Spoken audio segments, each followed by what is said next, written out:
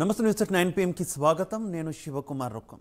ఇక డీటెయిల్స్ చూస్తే పల్నాడు జిల్లా నరసరావుపేటలో ఉద్రిక్తత కొనసాగుతుంది. పట్టణ నడి వీధుల్లో కర్రలతో వైసీపీ శ్రేణులు హల్చల్ సృష్టించాయి. మల్లమ్మ సెంటర్లో జై బాలయ్య అని ఉన్న బొళ్ళారో వాహనాన్ని ధ్వంసం చేసి తగలబెట్టారు. దీంతో జనం భయంతో బిక్కుబిక్కుమంటున్నారు.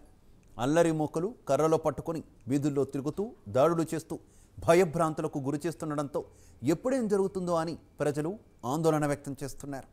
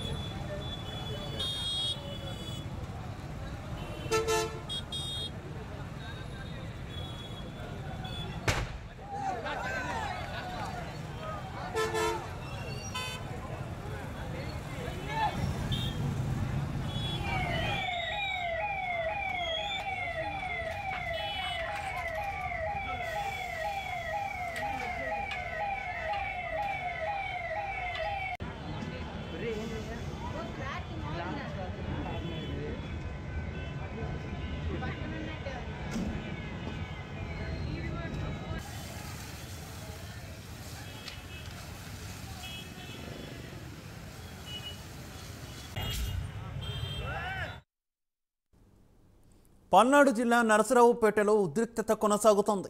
పట్టణ నడి వీధుల్లో కర్రలతో వైసీపీ శ్రేణులు హల్చల్ సృష్టించాయి. మల్లమ్మ సెంటర్లో జై బాలయ్య అని ఉన్న బలోరో వాహనాన్ని ధ్వంసం చేసి తగలబెట్టారు. దీంతో జనం భయంతో బిక్కుబిక్కుమంటున్నారు. అల్లరి మోకలు కర్రలు పట్టుకుని వీధుల్లో తిరుగుతూ దాడులు చేస్తూ భయభ్రాంతులకు గురి చేస్తుండడంతో ఎప్పుడేం జరుగుతుందో అని ప్రజలు ఆందోళన వ్యక్తం చేస్తున్నారు. ప్రస్తుతం అక్కడ ఉన్నటువంటి తాజా పరిస్థితికి సంబంధించి మరింత సమాచారం మా కరెస్పాండెంట్ రవికృష్ణ అందిస్తారు. రవికృష్ణ, శివ, ఏదైతే దాడులు ప్రతిదాడులతో నరసరావుపేట పట్టణం మాత్రం భయాందోళన, అక్కడ ఉన్న ప్రజలు అయితే మాత్రం భయాందోళనకు లోనవుతున్న పరిస్థితి అయితే కనపడుతుంది.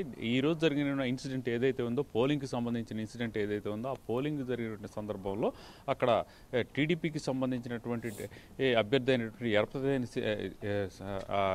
డాక్టర్ అరవింద్ బాబు అక్కడ టీడీపీకి సంబంధించినటువంటి అభ్యర్థి, ఆయన్ని మీద దాడి చేయటం జరిగింది. ఆ దాడి చేసినటువంటి నేపథ్యంలో అక్కడ ఉన్నటువంటి టీడీపీకి సంబంధించిన కార్యకర్తలు, నాయకులకి సంబంధించిన వాహనాలు కూడా ధ్వంసం చేశారు. ఆ తర్వాత అక్కడే ఇక స్థానిక ఎమ్మెల్యే, అదేవిధంగా కూడా ఈ వైసీపీకి సంబంధించినటువంటి అభ్యర్థి అయినటువంటి గోపిరెడ్డి శ్రీనివాసరెడ్డి ఇండ్లు సమీపంలో ఉండటంతో ఇక్కడ ఉన్నటువంటి ఈ టీడీపీ కార్యకర్తలు ఆగ్రహానికి లోనయ్యారు. వెంటనే ఆయన ఇంటి మీదకి దాడికి వెళ్ళడం జరిగింది. దాడి చేసినటువంటి సందర్భంలో ఆయనకు సంబంధించిన వాహనాలను కూడా ధ్వంసం చేశారు. ఇంటి మీద ఫర్నిచర్ని కూడా ధ్వంసం చేశారు. ఈ నేపథ్యంలోనే పోలీసులు అక్కడికి చేరుకున్నప్పటికీ కూడా ధ్వంసం జరుగుతున్నటువంటి క్రమం, అదేవిధంగా కూడా అక్కడ పెద్ద ఎత్తున కూడా టీడీపీకి సంబంధించిన కార్యకర్తలు, నాయకులు కూడా ఆగ్రహావేశాలతో ఉన్నటువంటి పరిస్థితుల్లో పోలీసులు రబ్బరు బుల్లెట్లు ఉపయోగించారు. అదేవిధంగా కూడా టియర్ గ్యాస్ను కూడా ఉపయోగించి పరిస్థితిని అయితే కంట్రోల్ తీసుకొచ్చారు. ఆ తర్వాత దాన్ని చాలా ప్రెస్టేజ్ ఇష్యూగా కూడా వైసీపీకి చెందినటువంటి నాయకులు భావించారు. వెంటనే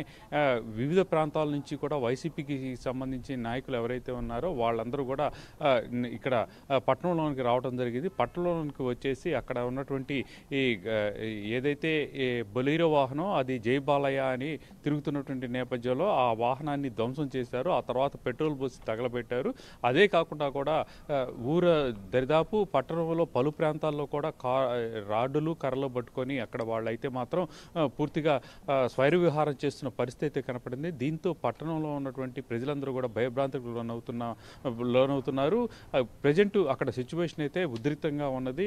ఒక పక్కన ఈ ఎవరైతే ఈ టీడీపీకి సంబంధించినటువంటి అభ్యర్థి డాక్టర్ అరవింద్ బాబు, అదేవిధంగా కూడా వైసీపీకి సంబంధించినటువంటి గోపిరెడ్డి శ్రీనివాసరెడ్డి ఉన్నారో వాళ్ళు ఈ ఇరు ఇళ్ళు కూడా పక్కపక్కనే సమీపంలో ఉన్నటువంటి నేపథ్యంలో అక్కడ పరిస్థితి మరింత ఉద్రిక్తంగా ఉంది. వివిధ ప్రాంతాల నుండి వచ్చినటువంటి వైసీపీ కార్యకర్తలు కానివ్వండి, ఇటు టీడీపీకి సంబంధించిన కార్యకర్తలతో కూడా అక్కడ ఏ నిమిషాన ఏం జరుగుతుందో అనేటువంటి ఆందోళనలు అయితే స్థానికంగా ఉన్నటువంటి ప్రజలు ఉన్నటువంటి పరిస్థితి అయితే కనపడుతుంది. ఈ నేపథ్యంలోనే ప్రజెంట్ సిచ్యువేషన్ మాత్రం ప్రజలు ఆందోళన చెందుతున్నారు. పోలీసులు కూడా అక్కడ ఉన్నటువంటి ఏదైతే ఈ ఆందోళన చెందుతున్నటువంటి పరిస్థితుల్లో ప్రజలకి వెన్నుదన్నుగా ఉండాల్సిన అదేవిధంగా కూడా అక్కడ జరుగుతున్నటువంటి ఏదైతే విధ్వంస కార్యక్రమాలు ఏవైతే ఉన్నాయో ఆ విధ్వంస కార్యక్రమాల కోసం అని చెప్పి చూసుకోవాల్సిన పరిస్థితి ఉంది. కానీ పోలీసులు కూడా అధికార పార్టీకి సంబంధించినటువంటి వైసీపీ అభ్యర్థికి సపోర్ట్గా ఉన్నారని చెప్పి వాళ్ళైతే ఆందోళన వ్యక్తం చేసిన పరిస్థితి ఉంది.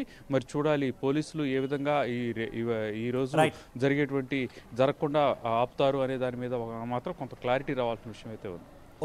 Okay Ravikrishna, thank you.